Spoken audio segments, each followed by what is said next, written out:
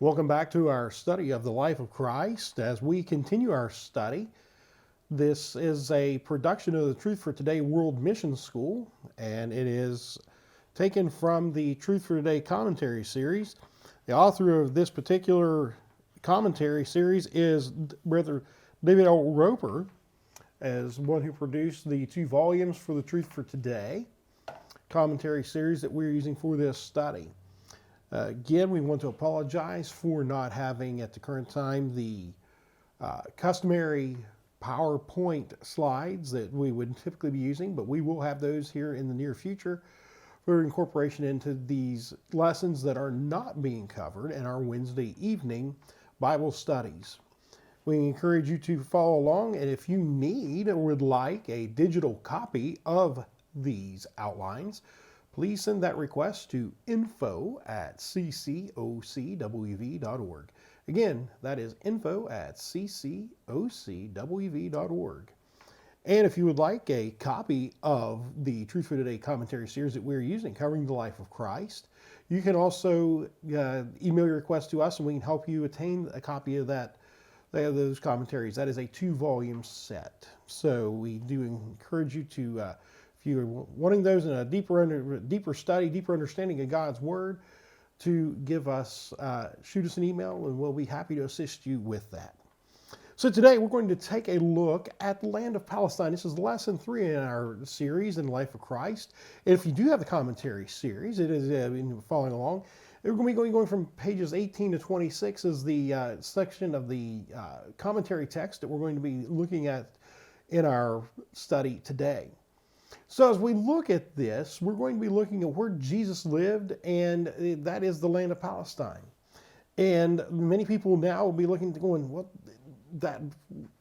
where is that? Well, if you look at it, it's roughly where we would see and call today the nation of Israel as we currently see it, roughly. So as you think about this and you think about a map of the Middle East, you would think about the geography of the area. That's what we're going to be, it's where we look at and what we'll be seeing with that. So when we take a look at that dynamic, we see that it is truly unique to realize that it still exists politically and geographically is different today, politically speaking, but geographically still the same area. As we talked about in the last lesson, that things still look the same. They would look like they did in the days of Abraham. They would still appear the same. They would still be continuing with the geography, what you would see physically. But culturally, politically, societally, things change. That's with any nation, that's with any culture, and that's what we have to think about. So when we look at this, we have looked at the political circumstances in Jesus' world in our previous lesson. Now we're going to look at the physical side of his world, and when we come down to this, we actually see this now, and it's going to be in the land of Palestine. So in the Old Testament, the land in which Jesus was born was known as Canaan, and we see this and we look at it, and in the Old Testament, that's what it was called. It was the land of Canaan. But as we transition from that Old Testament into the New Testament, we see the name change. It comes from being known as the land of Canaan, and now it's in the New Testament known as the land of Palestine. From north to south, it would have probably covered a distance of approximately 150 miles north to south. But when we take a look at this, it covered approximately 10,000 to 12,000 square miles. Now, to put this into what we can comprehend as 21st century Americans, 10,000 to 12,000 square miles, 40 of our 50 United States are larger than what this would have been. So think about this. We have 40 out of our 50 states, and they are larger than Canaan or Palestine. So the area is not significantly large geographically, but it has historically and throughout the Old Testament coming up through held a lot of historical significance of what has been taking place. So when we look at this and we look at the region known as Canaan, or we look at the area known as Palestine, we look at it, it's broken into 3 provinces. Those provinces are Judea, Samaria, and Galilee. Just in that order. From the south, you have Judea, then you have the area of Samaria in the middle. Then we move up to the north, and that would have been the area around Galilee, and that's where we're going, and we'll see these areas come into play as we go. So we need to think about this. We need to think about the dynamic that we're seeing. The Jews dominated Judea. And we have to remember, and keep all this in mind, how this all transpires. The Jews dominated Judea. Jesus was visiting Judea many times during the feast days. Again, Judea is down here in the south. It's in the southern portion of Palestine. It contained Jerusalem. And what was Jerusalem? Jerusalem was the capital of all religious activities taking place. We have to remember that.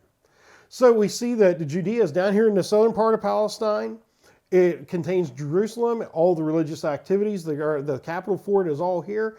Then we move up a little bit to the north, to the middle part of the country, and we see the Samaria is occupied by a group called Samaritans.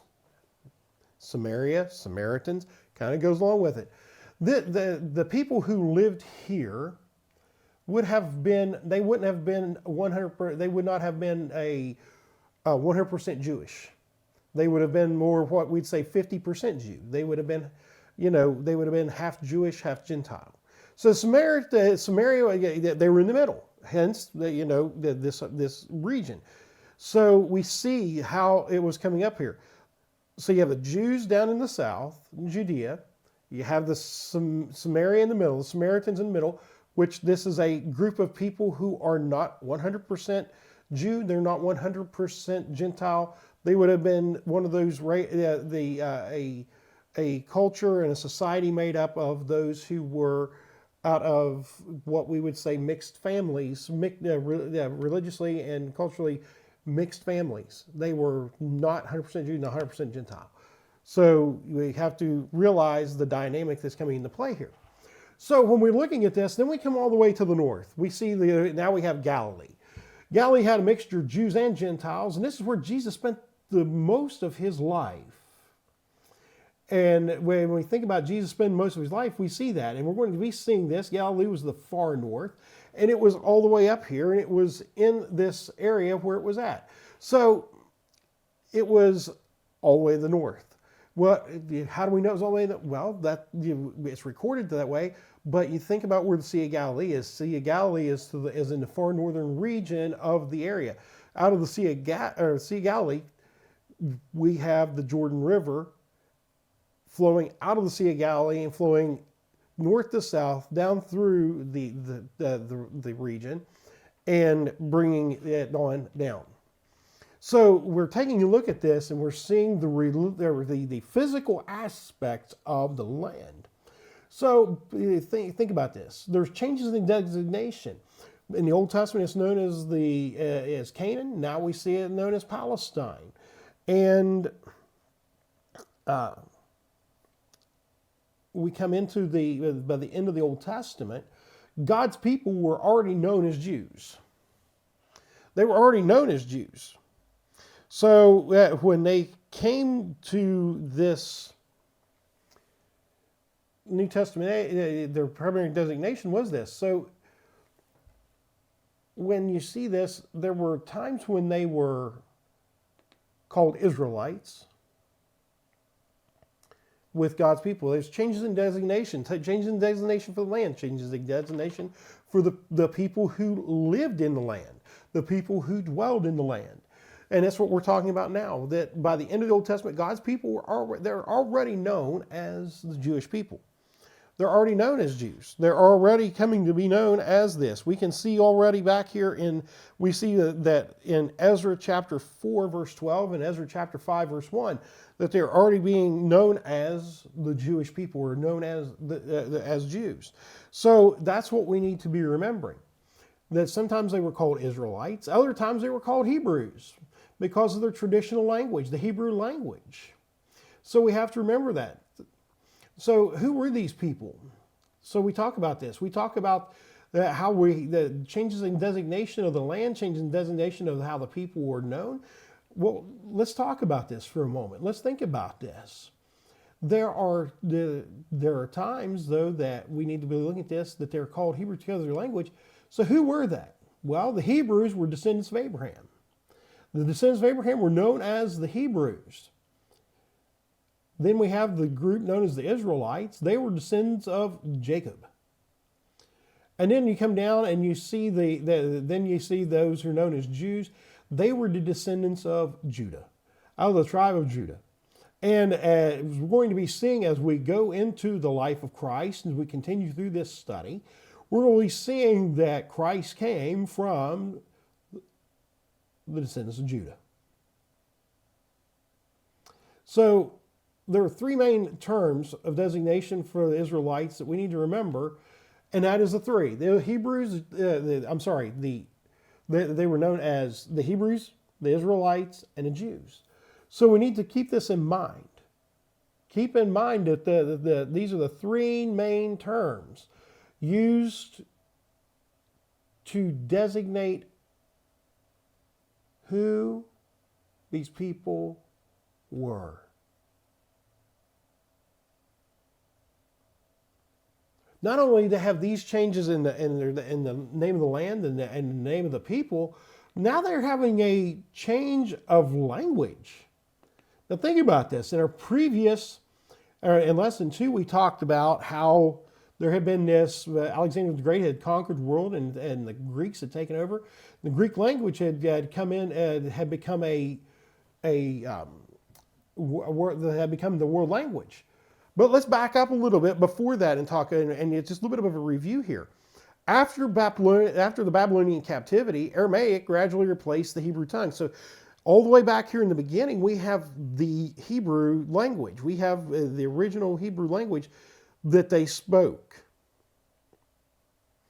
But after Babylonian captivity, Aramaic becomes that language. And then we get into the aspect of, after Alexander the Great, the universal language becomes New Testament Greek, as we would know it today, or Koine Greek, as it would be properly known as.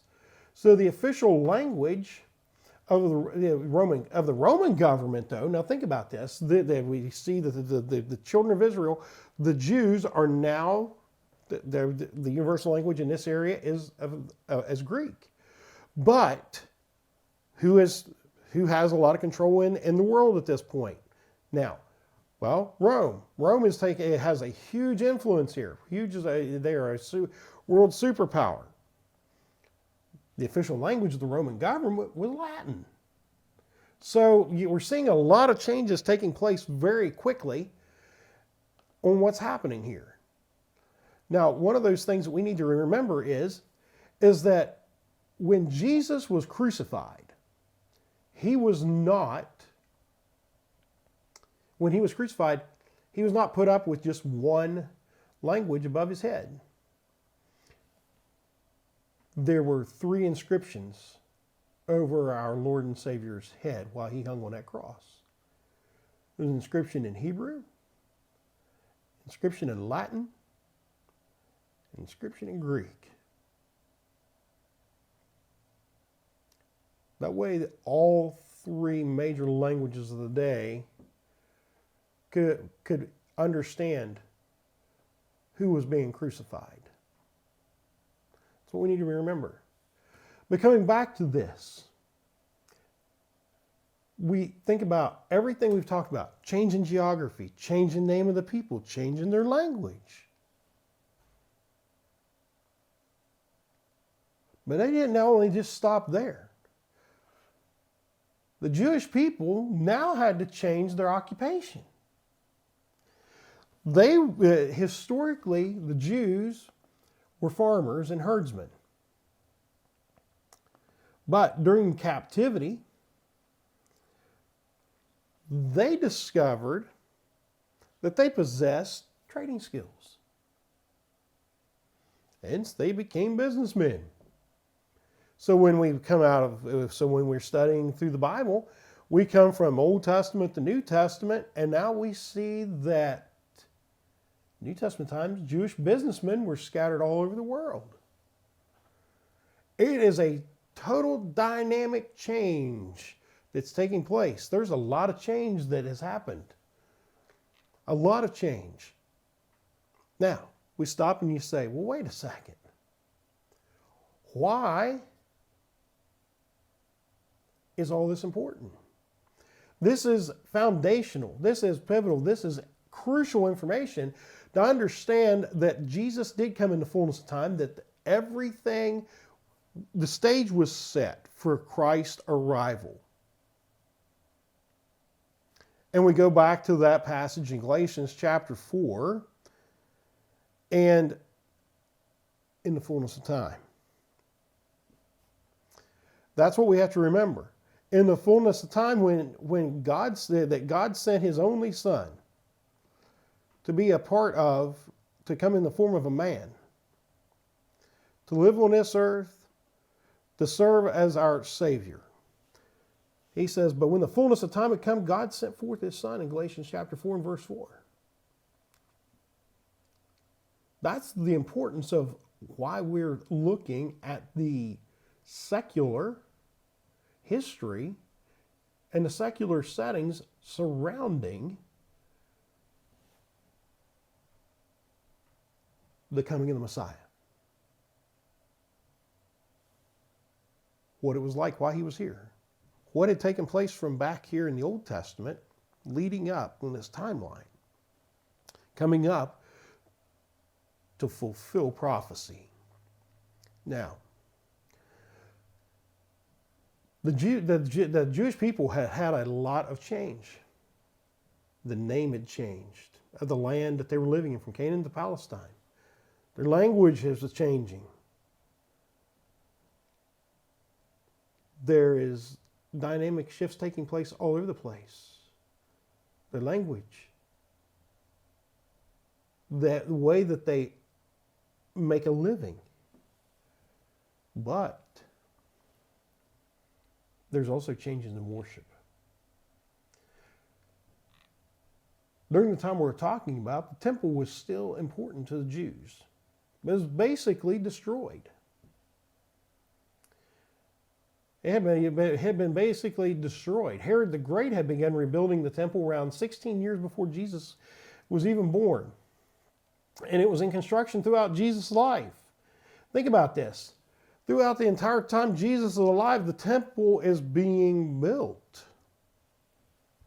It was finally completed around AD 60, but it was ultimately destroyed again by Rome in AD 70. Now let's think about this.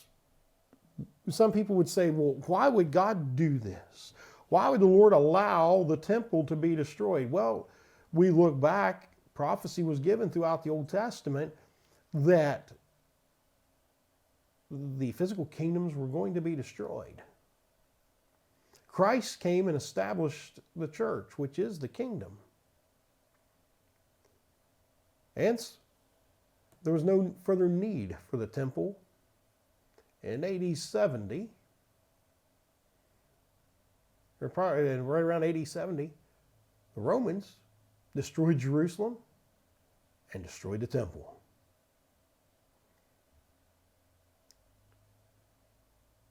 Their worship was changing. Most Jews traveled to Jerusalem several times a year for the feasts that were taking place. the religious feast. Let's back up here away from what we just fast forwarded to over in AD 70 and take a look at this. By the time of Christ, synagogue was the heart of religious life among the Jews. Now, synagogues are not mentioned in the Old Testament, but they are in the New. On page 21 of the Truth for Today commentary for the life of Christ, volume 1, page 21, the way you come down to, it's the under changes in worship, it would be the third paragraph down. About halfway down through it, Brother Roper puts into the commentary, he says the word synagogue actually referred to the people rather than to the building. Nevertheless, the word is often used in the New Testament to refer to the building in which the people met. And we see it over Luke chapter 7 and verse 5. Think about this. The word synagogue originally referred to the people. Just like today, the word church refers to the people, not the building we meet in.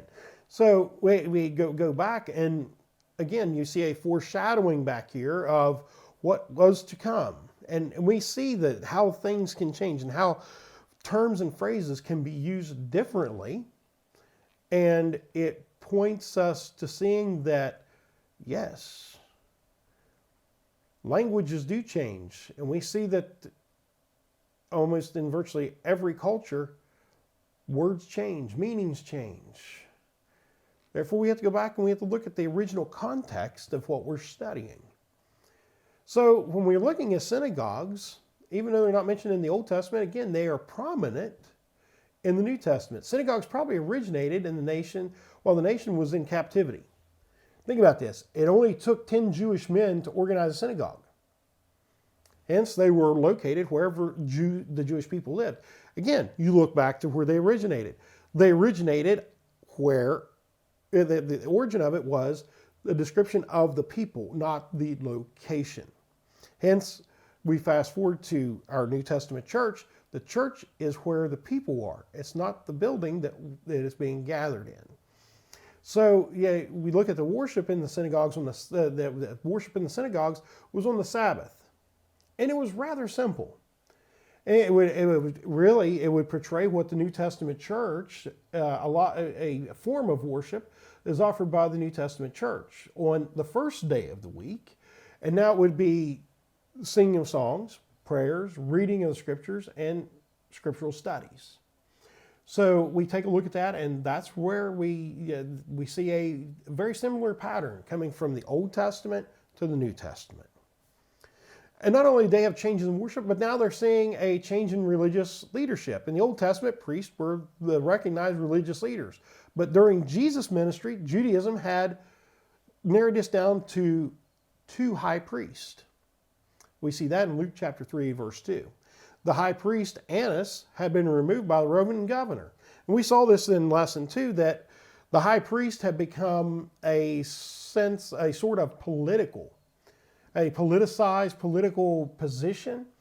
And now we're seeing this here in the biblical text. In Luke chapter 3, verse 2, you see 2 high priests. You see in John chapter 18, verse 13, that Annas had his son-in-law, Caiaphas, take his place, which indicates that even though Annas had been removed by a Roman governor from being high priest, Annas still maintained a great deal of influence on those who were in leadership. But not only this, not only had the position of high priest become politicized and a political thing, other leaders were beginning to emerge. The first rabbis came along, and the first ones were recorded in Matthew chapter 23 and verse 7 and 8. Now think about this. They were teachers in the synagogues and schools. Rabbis were. They were a position of teaching. They taught in synagogues and they taught in schools. They had largely replaced the priest in religious authority. So you see the continuing change that is taking place here. Rabbis had again replaced the priest in their religious authority. Now, next were the scribes. Scribes, the word scribes or scribe, it translates out to be writer. It's those who would go back and originally were to record important events in time. But during our New Testament times, where we're at now in our study, we're studying coming in the New Testament, the scribes were to make copies of the Old Testament. They were sometimes called lawyers because they would have been authorities on the law. Now, let's say, some people say, let's take a time out here for a second. And let's talk about this for a moment. They weren't lawyers they weren't authorities on the law as in secular law. They were authorities on the law as in they were specialists of religious law. They were scribes. And we think about this when we read through the New Testament, you see where it says the scribes and Pharisees.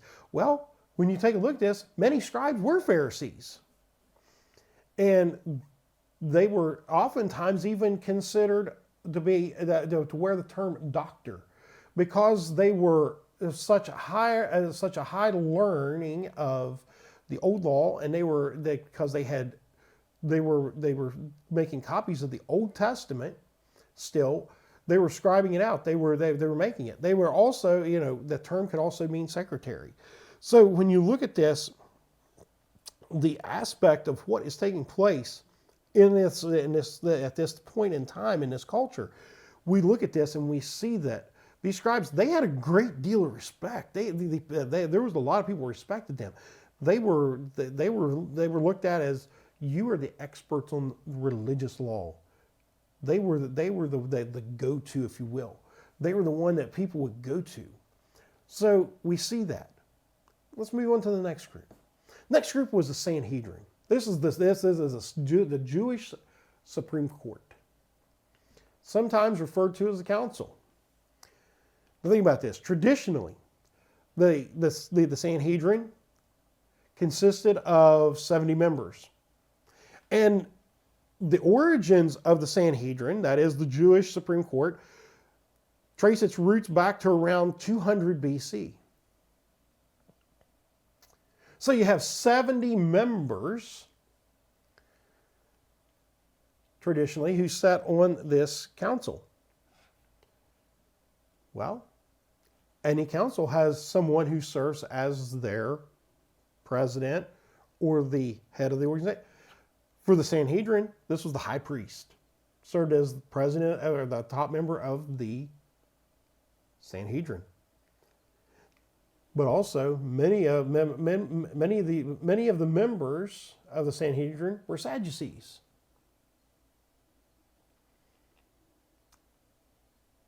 Which leads us into remembering this aspect, that it was important for these leadership groups to maintain the status quo. It was important for these leadership groups to maintain the status quo, which means they became Jesus' greatest foe while he was on earth. So let's talk about this for a moment. Now, we're talking about how the dynamic's changing, how the Sanhedrin, we have these groups. Let's talk about the rise of sectarianism. Jewish sects became prominent in Jesus' day. Most were influenced by politics and culture. But they deserve our time and they deserve our study. So let's talk about some of the groups that we've already mentioned back here and take a look at them and see exactly what we're talking about. All right, so Jewish sects became prominent in Jesus' day. Most of them were influenced by politics and culture, but they deserve our time and study to have some understanding, because we see their names tossed around in the Bible. So let's take a look at it. Let's take a look at the term Pharisees. Literally means to separate. Most believe that the Pharisees started existing when Seleucid tried to make Jews Greeks. Now think about this. They would have, the Pharisees would have, many believe it came around when Seleucid. Think about this. You're trying to make Jews become Greeks. It'd be like someone coming in and telling you that you have to leave whatever nation you're living in. For those of us who live in the United States of America, that we have to become another nationality. Or if you live in another nation, that you have to become a member of another nation. You're going to look at them and say, I am a member of this nation. This is who I identify as, and I'm not going to leave my culture, my societal beliefs. You're not going to, you can't force me to do it. But during Jesus' day, they become a sect of self-righteous people, and they became very stuck on formalism.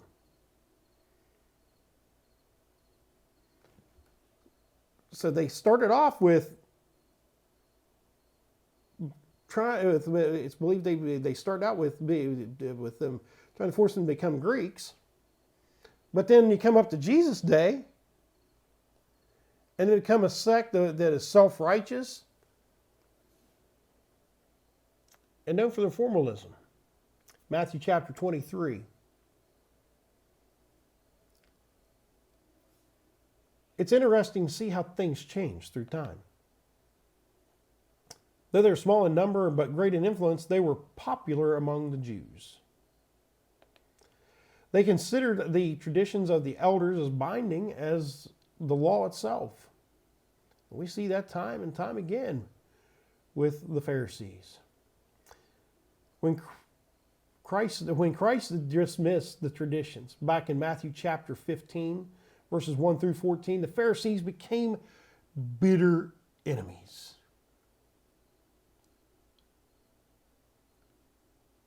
And it's the reason we need to study the Scriptures and not just take mere men at their word. Study the Scriptures and see how it transpires. Next, we come down to the Sadducees. Who were the Sadducees? They were a wealthy, aristocratic group, many of whom were priests. They originated about the same time as the Pharisees had, and they had accepted the Greek ways. And because they cooperated with whomever was in control,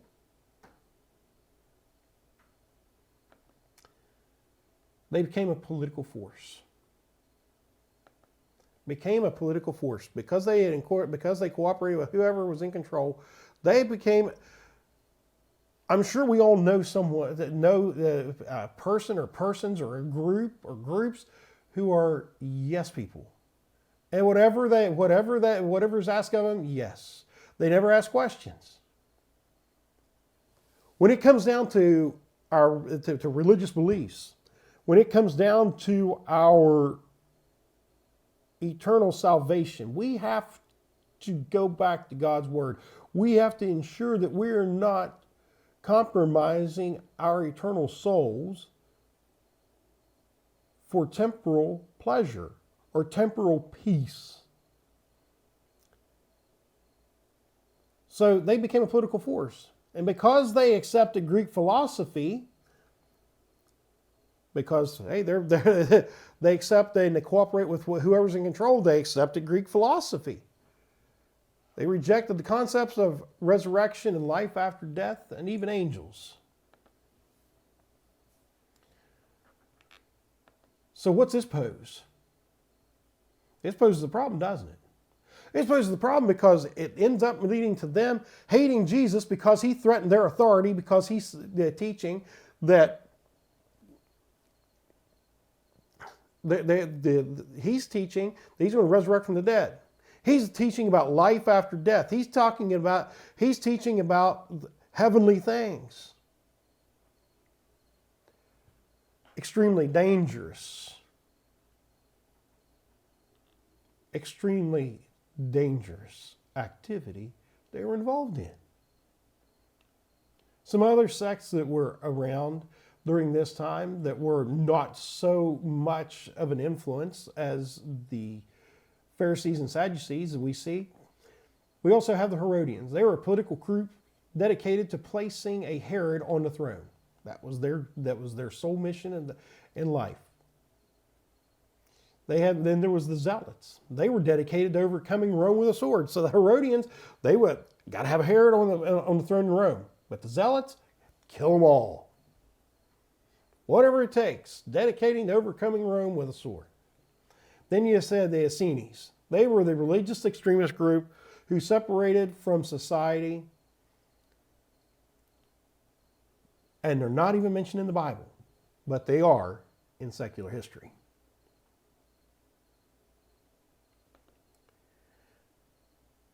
So this brings us down here, down to the end of this lesson, the messianic expectations. Think about this.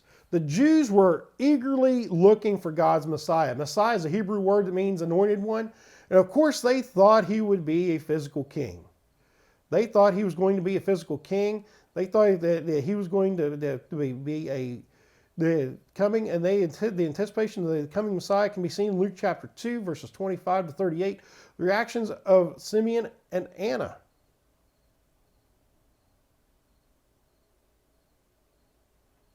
So with anticipation, why was Jesus not accepted? Why was he not accepted? Well, because of this. It's because the Jewish people were looking for a physical king. They were looking for a king who was going to set up a physical reign in Jerusalem. They were looking for a physical king who was going to tell them to take up physical arms and go out and fight a physical war. They wanted to have a physical kingdom. They wanted to overtake people. They wanted to be like Rome. But when it comes down to this, we talk about this and we read about this and we see that the Jewish people thought that they had to have all this, that they had to overcome Rome. But Jesus said, my kingdom is not of this world in John 18:36.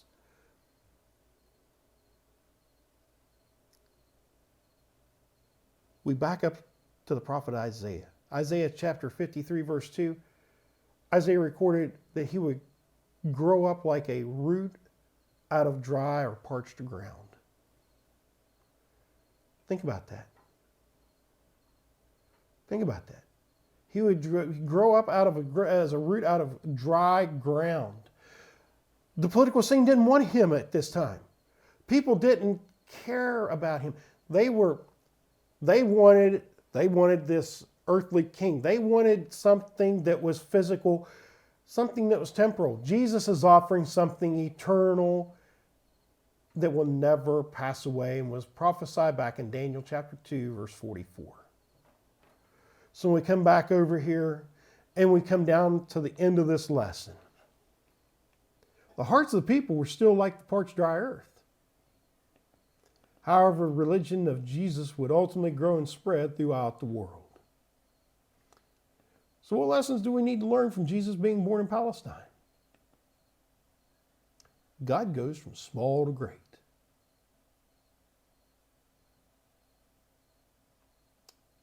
The area is small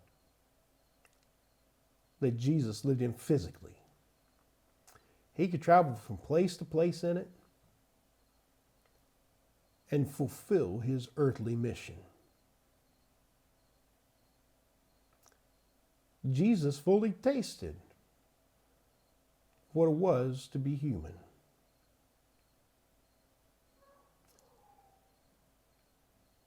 He came and he was able to partake of what it was to be a human. He never sinned. He lived a sinless life. So we see the physical aspects of what's taking place of the time that Jesus walked on this earth.